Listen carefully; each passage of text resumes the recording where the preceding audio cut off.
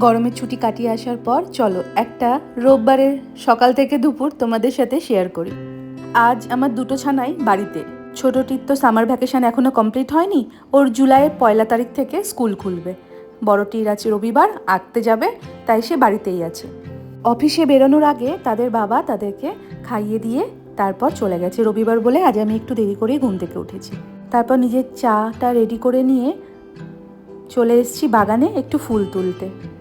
দেখো এই গরমের প্রথম রজনীগন্ধার একটি স্টিক কি সুন্দর লাগছে না দেখতে। খুব সম্ভবত আজকালের মধ্যেই সে ফুটে যাবে।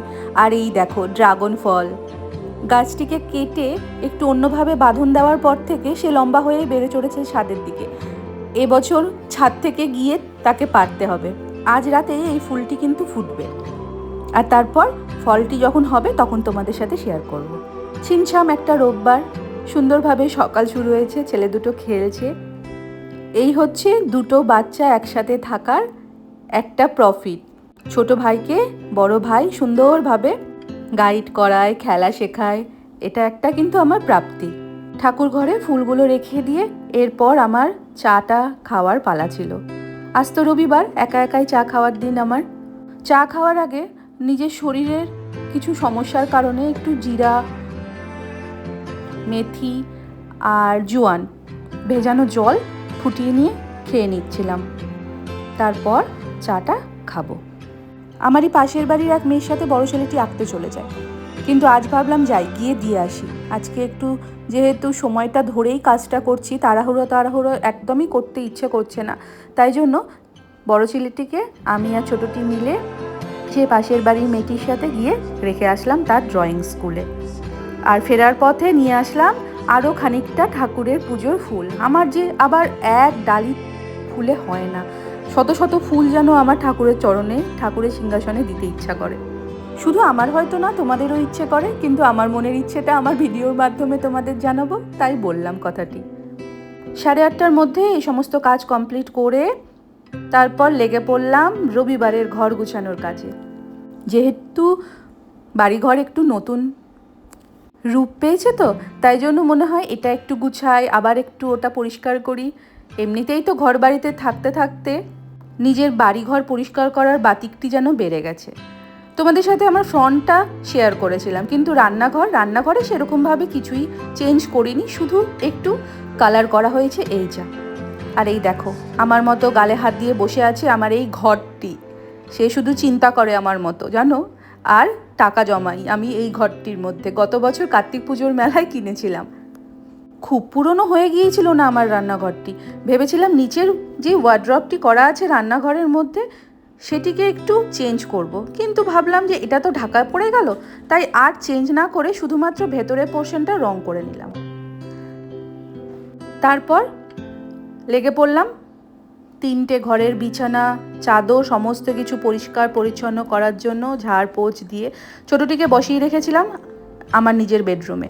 আর এদিকে এই দেখো খেলনা ছড়িয়ে রেখেছে, সেই খেলনাগুলোকে এদিক থেকে ওদিকে সরাও, তারপর বিছানাটা পরিষ্কার করো, জানলাগুলো খোলো। যেহেতু ছেলে দুটো এই ঘরেই বেশিরভাগ সময় কাটায়, তাই জন্য একটু পরিষ্কার তো আমাকে রাখতেই হয়। আর এটি আমার সেই গেস্ট রুম, যেখানে আমার জুয়েলারিগুলো থাকে, যেগুলো আমি সেল করি। আর মাঝে মাঝে সন্ধ্যাবেলাটা এই ঘরে আমি ছোটোটিকে নিয়ে একটু পড়তে বসাই। আমার বাড়ির আনাচে কানাচে যেখানেই তাকাও না কেন আমার ছোট ছেলেটির খেলনা কিন্তু চারিদিকেই ছড়ানো দেখতে পাবে। এরপর ছিল নিজের বেডরুমে চলে এসে বেডরুমটিকে পরিষ্কার করে নেওয়ার পালা। ছোটটির স্কুলে নিয়ে যাওয়া, নিয়ে আসা, তাকে খাওয়ানো, রেডি করা সমস্ত দায়িত্ব যেহেতু এখন পড়ে গেছে না, তাই জন্য আর ডেলি ব্লগিং করতে সত্যি চাইলেও সময় কুলাতে পারি না। অনেক দিন বাদে একটা ছিমছাম রোববারের ভিডিও তোমাদের সামনে নিয়ে আসার একটু সময় পেলাম, তাই ভাবলাম কেন ছাড়বো, চলো তোমাদের সাথে একটু শেয়ার করি। আমি সুপর্ণা, আমি তো খুব ভালোই আছি, এই তো দিন চলছে আমার। আশা করি তোমরা সকলে খুব ভালো আর সুস্থ আছো। গরমের মধ্যে সবথেকে ছিমছাম টিফিন হলো হয় ছাতুর শরবত, নয়তোবা এই আমমুড়ি। ছোটটি বড়টি দুটোকে খাইয়ে দিয়ে নিজেও বসে পড়েছিলাম আমমুড়ি এক বাটি নিয়ে। তারপর তাদেরকে ফ্রেশ করে নিজে একটু ট্যান তোলার জন্য গায়ে হলুদ আর বেসন লাগিয়ে নিয়ে ব্যাস চলে গিয়েছিলাম চানে। তারপর আর কি চান করে বেরিয়ে নিজের ডেলি রুটিন একটু নিজেকে সাজিয়ে তোলার জন্য যেটুকুটা ইউজ করা হয় ডেলি রুটিনে আমাদের মেয়েদের, তাই একটু নিজের রূপচর্চা করে নিচ্ছিলাম।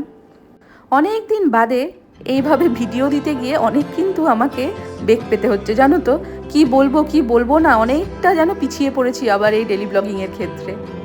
যাই হোক, যেরকমই হোক, তোমাদের সাথে একটা দিন শেয়ার করতে খুব ইচ্ছে করলো, তাই আশা করি তোমরাও আমার এই ভিডিওটি দেখে খুব একটা নিরাশ হবে না। আর আমার এই বাড়ির টুকরো টুকরো যে অংশগুলো, যেগুলো আমি সাজিয়ে রেখেছি, কেমন লাগছে জানাবে কেমন। অনেকটা দেরি হলেও আমার সব থেকে সারা দিনের মধ্যে প্রিয় কাজটি এরপরে ছিল তার পালা, মানে আমার ঠাকুরের সেবা দেওয়ার পালা। এইভাবে রবিবারের সকাল থেকে দুপুরটি আমার আজকে গড়িয়ে গেল পুজো শেষ করতে করতে প্রায় 12:30। এরপর ছিল ছেলেদের খাওয়ানোর পালা। কেমন লাগলো জানাবে। এরপরে আবার আসছি আরও একটি দিনের গল্প তোমাদের সাথে শেয়ার করতে। চলো, টাটা, ভালো থেকো।